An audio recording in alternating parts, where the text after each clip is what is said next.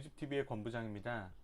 지난번 영상에서 말씀드린 대로 금일은 주택임대차 보호법과 관련된 추가적인 부분들을 살펴보려고 합니다.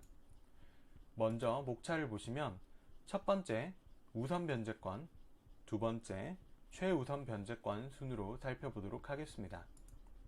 먼저 첫 번째 우선 변제권입니다. 먼저 우선 변제권이란 무엇일까요?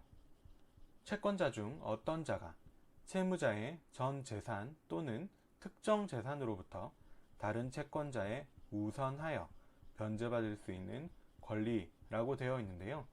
말 그대로 다른 채권자들보다 내가 우선해서 돈을 받아갈 수 있는 권리라는 뜻입니다. 하지만 우선 변제권을 가지고 있다고 해서 다른 사람들보다 돈을 받을 수 있는 권리가 결코 우선한다는 뜻이 아닙니다. 저당권이 설정되어 있는 선순위 권리자에게는 우선하지 못하는데요. 제가 지난 영상에서 말씀드렸듯이 대항력을 갖추고 있는, 즉 선순위 권리자가 아무도 없는 1순위의 임차인은 보증금을 반환받는 데 있어 아무런 문제가 없을 겁니다. 하지만 현실에서는 은행 대출 없이 들어가는 경우는 흔하지는 않습니다.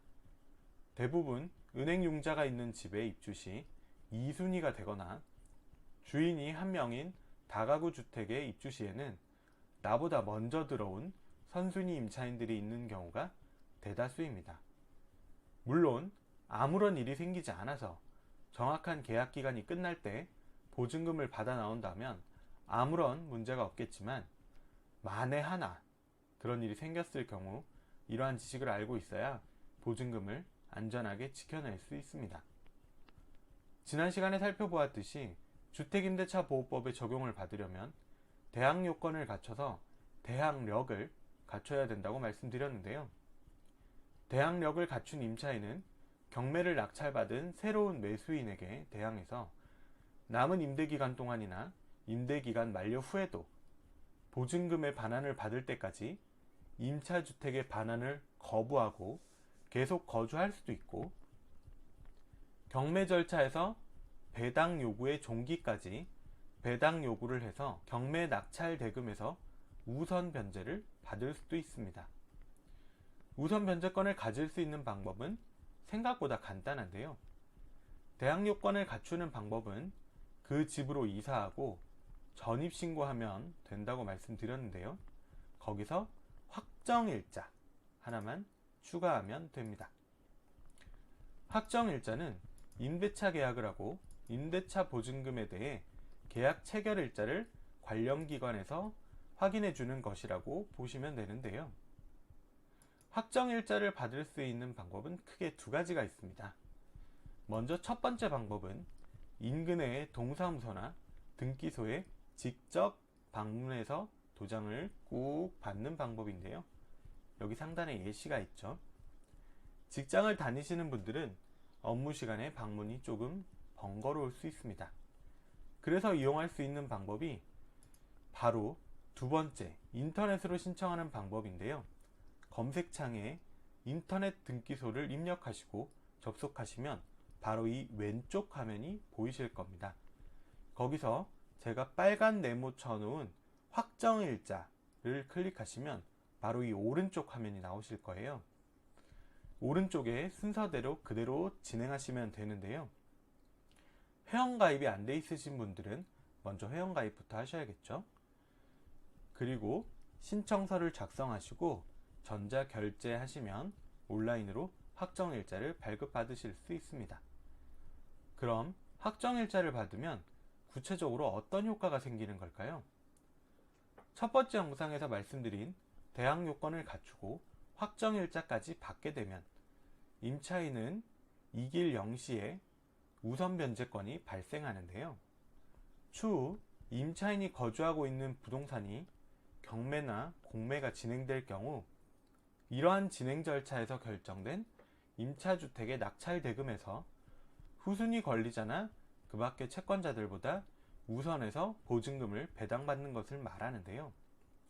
이 배당 순서가 바로 확정일자를 받는 순번입니다.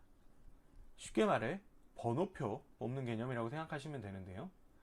확정일자가 빠른 순으로 배당을 먼저 받아갈 수 있는 권리를 갖게 되는 개념이라고 보시면 됩니다.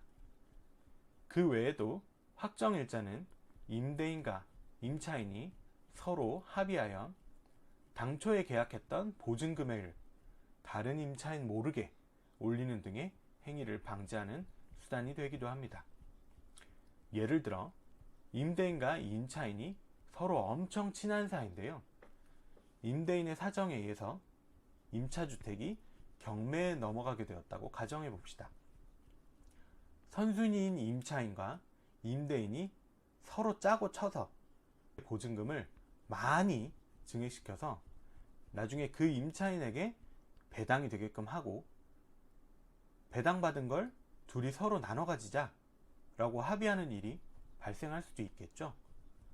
관련 기관에서는 이러한 행위를 방지하게끔 확정일자 제도를 만들어 두고 있습니다. 두 번째, 최우선 변제권입니다. 최우선 변제권의 정의를 보시면 주택임대차 보호법에 의하여 임차주택의 경매, 공매 시에 소액 임차인의 보증금 중 일정액을 다른 담보물권자보다 우선하여 변제받는 권리라고 되어 있는데요. 여기서의 포인트는 소액 임차인의 보증금 중 일정액이라는 부분과 다른 담보물권자보다 우선하여 변제받는다 라는 부분인데요. 먼저 소액 임차인의 보증금 중 일정액이 얼마인지가 중요합니다. 주택임대차 보호법이 만들어진 지 시간이 흐르면서 물가도 상승함에 따라 최우선 변제 금액도 조금씩 올랐는데요. 일단 가장 가까운 3개의 개정안만 먼저 살펴보도록 하겠습니다. 서울 지역만 봐도 2014년에 9,500만원 이하 3,200만원까지, 2016년 3월에는 1억원 이하 3,400만원까지, 2018년 9월에는 1억 1천만원 이하 3,700만원까지 금액을 올랐는데요. 현재는 이 2018년 9월에 개정된 내용이 쭉 적용되고 있는 중입니다. 여기서 두 번째 포인트가 나오는데요.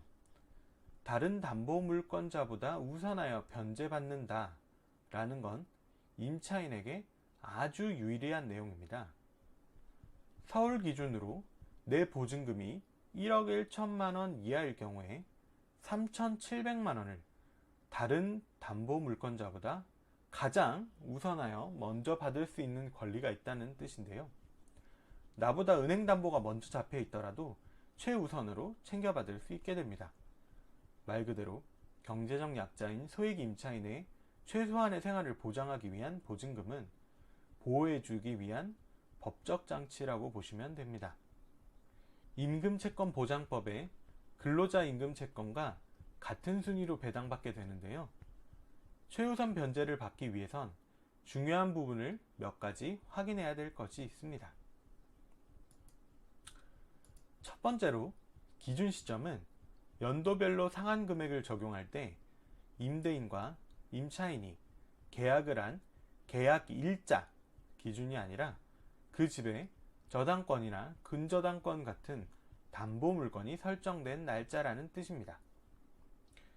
두 번째는 배당 요구의 종기까지 가만히 있어도 배당을 해주는 건 아니라는 겁니다. 배당 요구의 마지막 시점까지 배당 요구를 해야 배당을 받을 수 있습니다.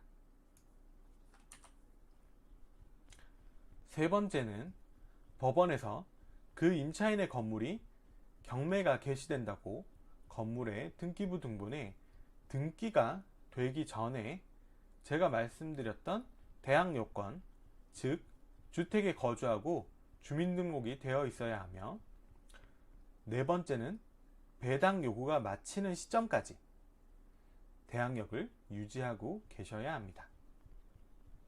마지막으로 최우선 변제의 금액은 경매에 나온 주택의 2분의 1에 해당하는 금액까지를 한도로 배당받을 수 있는데요. 주택금액에는 그 주택이 서 있는 땅이죠. 대지의 가격도 같이 포함됩니다.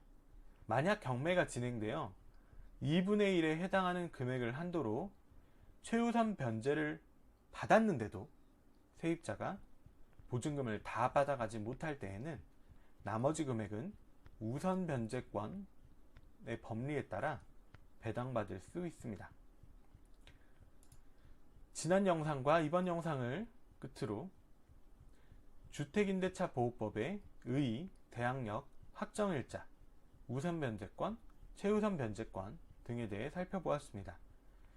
부동산과 관련된 업을 하시는 분이 아니면 법률 용어이기 때문에 살면서 용어 자체를 다 암기하고 살아갈 필요는 없지만 나중에 본인이나 지인이 이런 상황에 닥쳤을 때 예전에 우리 집 TV에서 본 기억이 나 하고 떠올릴 수 있는 것만으로도 충분한 도움이 되었다고 생각합니다.